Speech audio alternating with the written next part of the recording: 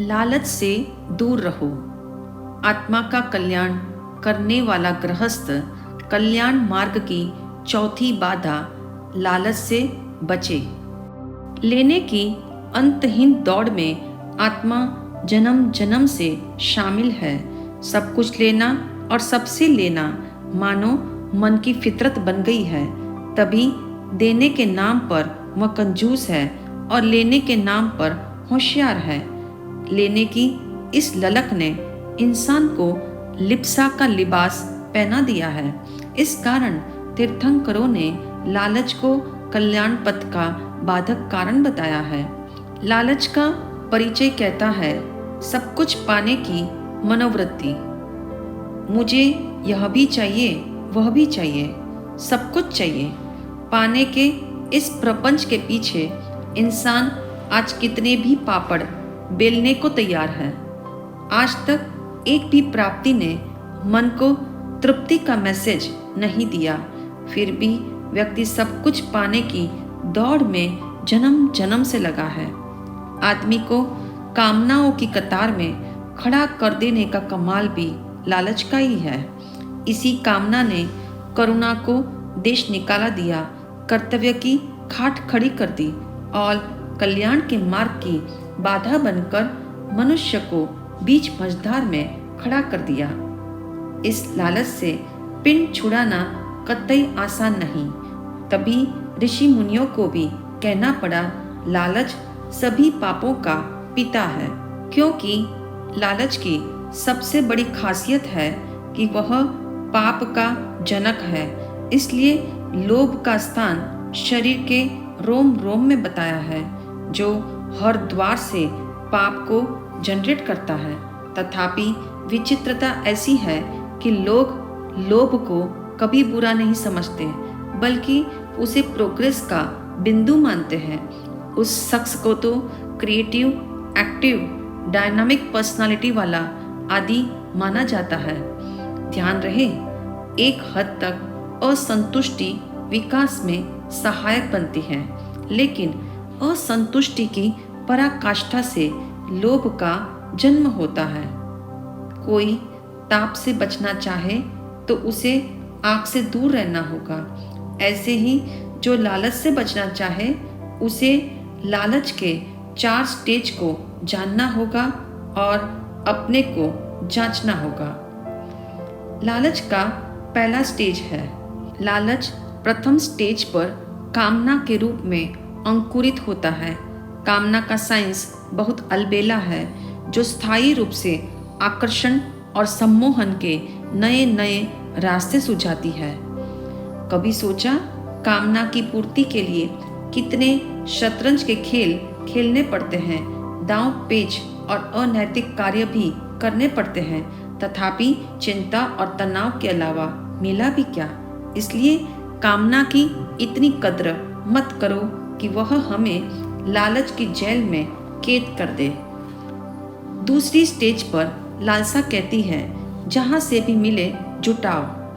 धन को केवल जुटाने से वह जीवन में ब्लॉक डालता है। धन का स्वभाव है बहना। यदि उसे रोका जाए तो वह ब्लॉक बन जाता है। ये ब्लॉक जीवन में आने वाली श्रेष्ठ चीजों को रोक देता है। इसलिए इस जुटाने की आदत पर ब्रेक लगाना अति आवश्यक है। तीसरी स्टेज है संजोना। जो मेरे पास है वह सब कुछ सुरक्षित रहे। उसके जीवन में देना शब्द होता ही नहीं, तभी उसे कंजूस कहा जाता है। जिसने दोनों हाथों से ताज जिंदगी केवल संजोया हो, बटोरा हो, वह भला लेना जैसे शब्द कोई समझ ही नहीं रखता। रास्ते में एक आदमी गड्ढे में गिरा हुआ था। उसके आसपास काफी लोग जमा हो गए जो उसे गड्ढे से बाहर निकालना चाहते थे, लेकिन वह आदमी किसी को भी अपना हाथ नहीं दे रहा था। इतने में एक व्यक्ति वहां से निकला। उसने गड्ढे में गिरे आदमी को कहा, मेरा हाथ लो और तत्काल बाहर आ जाओ। उस आदमी ने फौरन उसका हाथ पकड़ा और बाहर आ गया। यह देख लोगों को बड़ा आश्चर्य हुआ। लोगों ने पूछा, माजरा क्या है? उस आदमी ने अपना हाथ हमें क्यों नहीं दिया और आपको एक पल में दे दिया? जवाब मिला, ये आदमी मेरा पड़ोसी है। मैं जानता हूँ यह बहुत ही कंजूस प्रकृति का है। उसे देने की भाषा समझ नहीं आती। मैंने जब उससे कहा मेरा हाथ लो तो उसने झट से पकड़ लिया। आप लोग उसे कह रहे थे अपना हाथ दो तो वह कैसे देता? चौथी स्टेज पर लालच कहता है, जो बटोरा उन सब पर मेरेपन का लेबल डालना और उससे ऐसे चिपके रहना मानो वही जीवन का सुख चैन है। ऐसी स्थिति में अर्थ और पदार्थ ही जीवन के ध्येय रह जाते हैं। मनुष्य की असंतुष्टि जब ज़्यादा संग्रह करने के रास्ते पर बढ़ जाती है तो उसका लालची मन दुराचार से समझौता कर लेता है। वास्तव में देखा जाए तो विश्व में बढ़ता हुआ भ्रष्टाचार और ब्लैक मनी की समस्या का सबसे बड़ा कारण लोभ ही है। धन जुटाने के पीछे खून के रिश्ते भी कत्ल किए जाते हैं। कैसी विचित्र बात है, कुछ पाने की इच्छा से आज इंसान चरित्र को भी दांव पर लगा रहा है। लोभ के अनैतिक मार्ग पर चलने से मान सम्मान, मर्यादा और नीति सब कुछ पल भर में खो जाता है। सावधान, लालच सिर्फ धन का ही नहीं होता। आज नाम की लालसा ने भी पाखंड और आडंबर के अखाड़े तैयार कर दिए। यश बटोरने की आकांक्षा इंसान को इतना मैला कर रही है कि पाप का अंधेरा सघन से सघन होता जा रहा है। याद रखना, कड़वाहट नीम का दुर्गुण नहीं स्वभाव है। दाहकता आग का दुर्गुण नहीं स्वभाव है। चुभना कांटे का दुर्गुण नहीं स्वभाव है। ऐसे ही अतृप्ति भी मन का दुर्गुण नहीं स्वभाव है।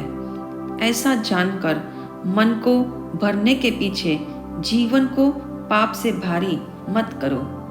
आज की युवा पीढ़ी का तर्क है, यदि संतुष्ट हो गए तो विकास की सभी संभावनाओं पर पूर्ण विराम लग जाएगा। संतोषी का जीवन तो नीरस, शुष्क और अकर्मण्य होता है। संतोष वृत्ति कायरता है।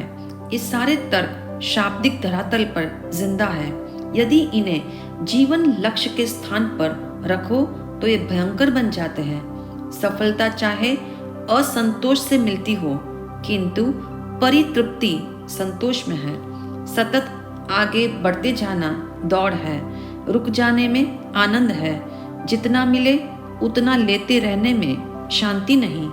जितना मिले उतना लेते रहने में शांति नहीं। कहीं न कहीं ना कहने में प्रसन्नता है। ये बात समझ आएगी तो संतुष्टि की भावना पुष्ट होगी और लालच भी भागेगा। यदा कदा अपने मन को चेक करना, कहीं उसे कामना के जाले अपने जाल में तो नहीं फंसा रहे। मन की जाड़ पहुँच होती रहेगी तो लालच से बचना आसान हो जाएगा। लोभ से ऊपर उठने का बेहतरीन तरीका है अंदर की दौलत इकट्ठी करो। ज्ञान, दान, त्याग, संयम, सेवा, परोपकार आदि श्रेष्ठ कार्य भीतरी दौलत है। जिसके प्रति इंसान जागरूक हो जाए तो पाप की संख्या घटेगी और बटोरने की चाह भी क्षीण होगी। अंदर की दौलत इकट्ठी करते रहेंगे तो कल्याण पथ पर सदा आगे बढ़ते रहेंगे। आइए लालच से बचने के लिए एक छोटा सा संकल्प करें। लालच का रुख धन से हटाकर धर्म की ओर मोड़ो। फिर मन वस्तुएं बटोरने के बजाय ज्ञान बटोरने में निश्चित रूप से लगेगा।